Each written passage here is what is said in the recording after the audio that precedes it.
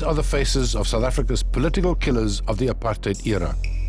Should they have been forgiven without confessing and given indemnity from prosecution? Should they have been charged in criminal courts or war crime tribunals? This was the question facing the political leaders who were negotiating a political deal which led to the democratic elections of April 1994.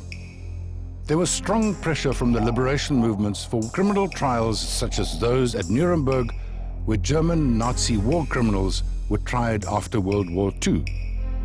This was not a viable option in South Africa because the security forces of the apartheid government would not have accepted a transition to democracy if it meant they would have had to go to jail. The problem we face in this country is that there's an obvious tension between reparation and reconciliation, between retribution and reconciliation. I mean, at the moral level, the answer is absolutely clear, and that is they should all be put on trial and they should pay for the crimes that they committed. But I'm afraid, looking at the kind of vision of the unfolding of the negotiating process, it's not as simple as that. And this is one of the issues which in other countries as well, whether it's Chile or other places, become an element in the bargain, in a way, which has to be struck in an atmosphere of give and take. That negotiated settlement, which was our miracle, would not have happened without the very key, critical element of amnesty.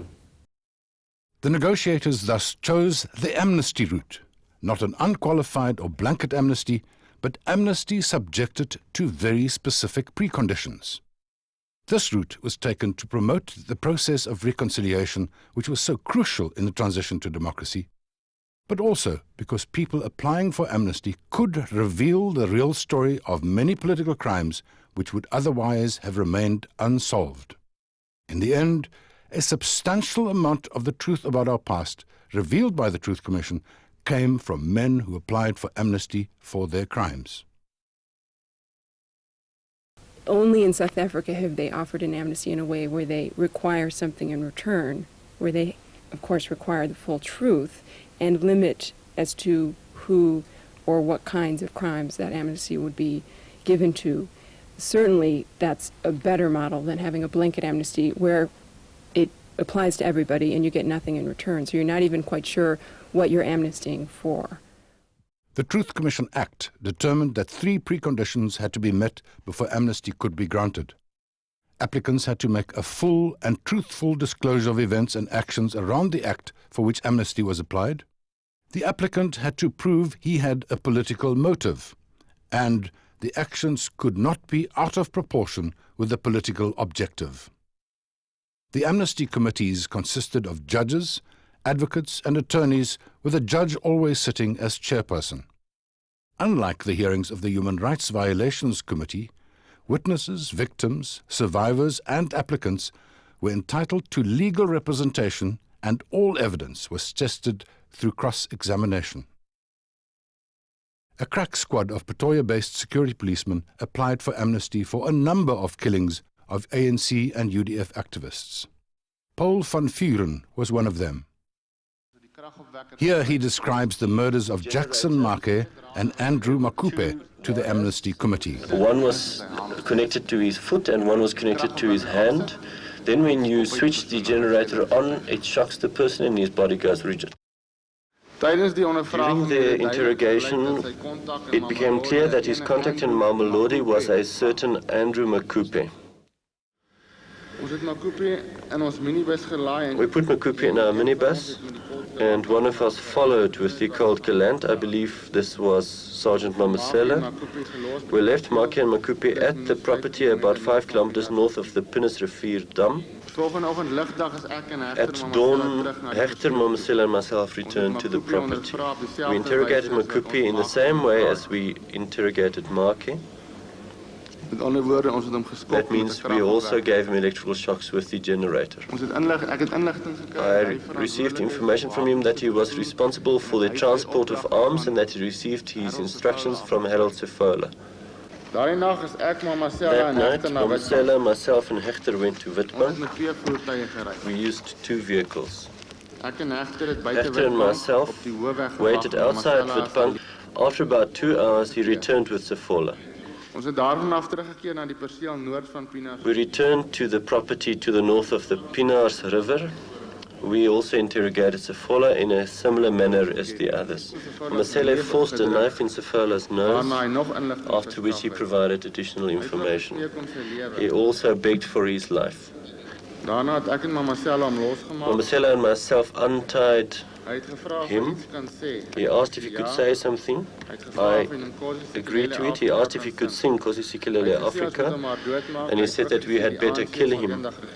He also claimed that the ANC would govern later, that apartheid would no longer be able to be maintained, and that democracy would be the end of the Boers. Mamsele had an ANC flag present, which was with us then. He threw this over Marke while Sefola sang Kosisikilele Africa. We then shocked Makupe to death. He must come to my house. Van Vuren must come to my house and sit down and say, Mrs. Makupe, I've done wrong. Maybe we'll talk, and then miracles will happen. A lot of harm was done. Most of the victims or family of victims mentioned in the amnesty applications declared that the process had helped them. Justice to me would certainly not be justice to Klerok as a whole, okay? But I would like the people who have killed them to come forward so that people could know them. An eye for an eye wouldn't do anyone any good, okay? But at least honesty would be one form of justice, honesty. My name is Bongani Madek. I'm staying at the castle. I truly respect your feelings and I do apologize for what happened. It's not that I've done that because I hate white people. The Truth Commission Act did not demand that the perpetrator express remorse for the deed for which he applied for amnesty.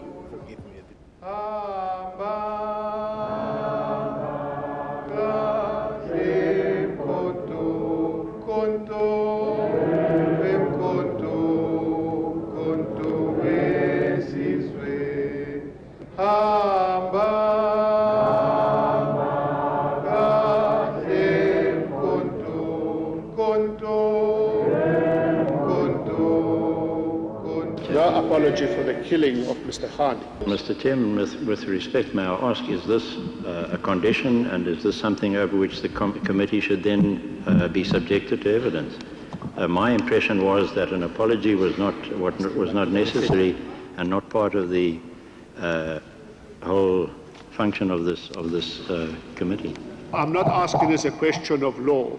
I am asking as to whether this person that is before you has ever expressed regret for killing a person who could have made a valuable contribution to the political life of this country or not? Mr. Chairman, no. How can I ever apologize for an act of war? War is war.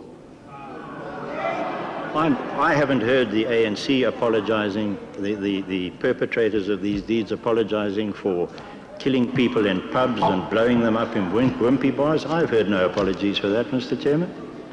Those people are just as important as Mr. Hani was.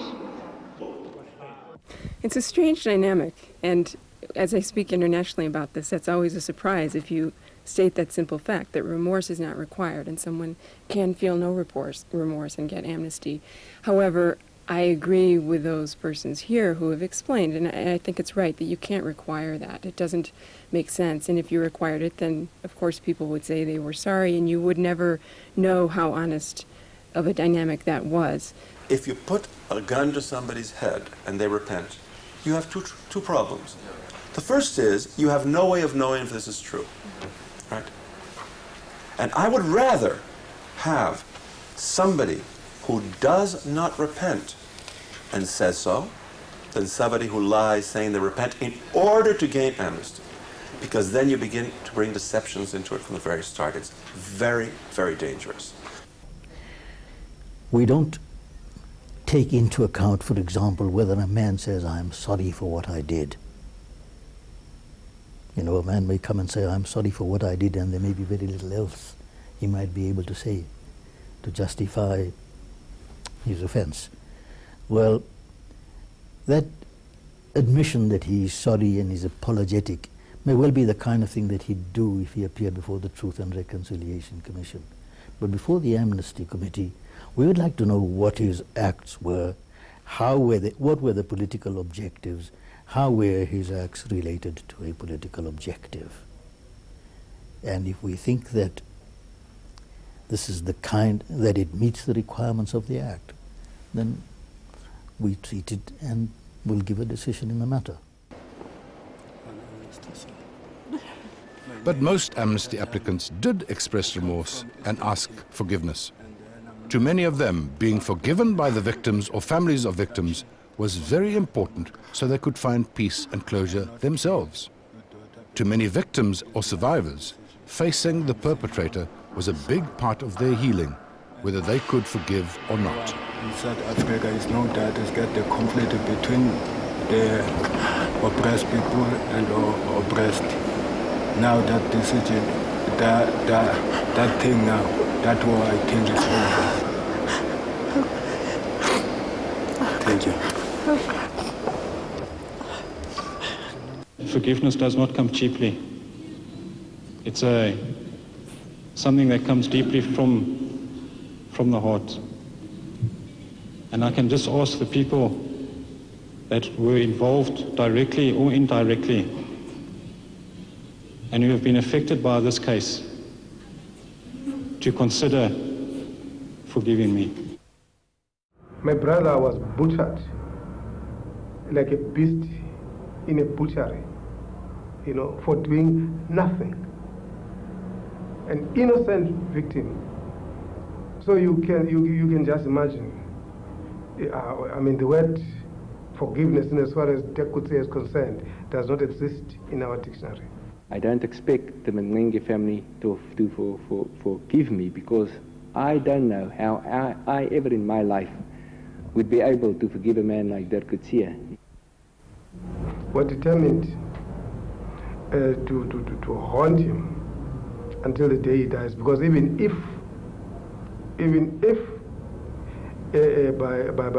he does get that indemnity, this memory will haunt him until he dies. Some victims and survivors believed the amnesty process wasn't justice, wasn't enough. Is enough, would enough be that if you murdered somebody, I would be satisfied if you were executed? Is that enough? Will it be enough that you are incarcerated for 10, 15, 20, 30 years? Enough, enough. What do you mean enough? An eye for an eye? Is that what would satisfy? I don't know. The thing is, I certainly know of a few for whom to have come clean has cost them their marriages. Now, is that enough? And some, maybe not, I don't know. The anguish of it. Do we know? I mean, have we got a calculus to compute? Does it, the pain that someone, the remorse that they get, they not being able to sleep, is it enough? Enough for whom? Enough what? You see, I would say that people don't go off scot-free. Because in a way, what we have come to seem to accept is that the judicial system that we are talking about is not retributive justice. It is restorative justice. We're trying to see how are you going to be able to do something that will redress the balance, that is going to advance healing, not just for the survivors or the victims, but for the perpetrator as well.